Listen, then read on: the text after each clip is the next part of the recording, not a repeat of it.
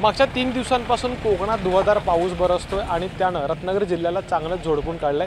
अगदी राजापूर तालुका किंवा राजापूर शहरामध्ये देखील एकंदरीत चांगला पाऊस झाला आणि परिणामी जे अर्जुना आणि कोदवली नद्या आहेत त्यांना पूर आला आणि या पुराचं पाणी सध्या जवाहर चौकात आलेलं आहे।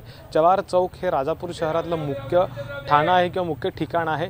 इथून ज्या राजापूर डेपोतून एसटी बसेस सुटतात किंवा रत्नागिरीच्या बाजूनं किंवा नाटे जैतापूर या बाजूने जी लोक येत असतात त्या या ठिकाणी येत असताना इथं रहदारी असते।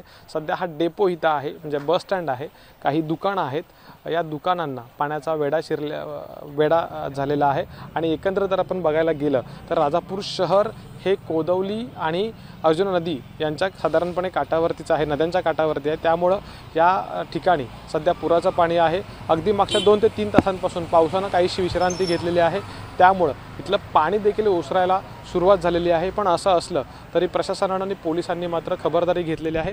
त्यामुळं शक्यतो नागरिकांनी पाण्यामध्ये जाऊ नये असं आवाहन करण्यात आलेलं आहे। पुढच्या काही तासांमध्ये पावसाचा जोर आणखी वाढू शकतो असाच एकंदरीत इशारा आहे, कारण की आज जिल्ह्यामध्ये मुसळधार पावसाचा इशारा देण्यात आलेला आहे। परिणामी नागरिकांनी सतर्क राहावं, खबरदारी घ्यावी असं आवाहन देखील करण्यात आलेलं आहे।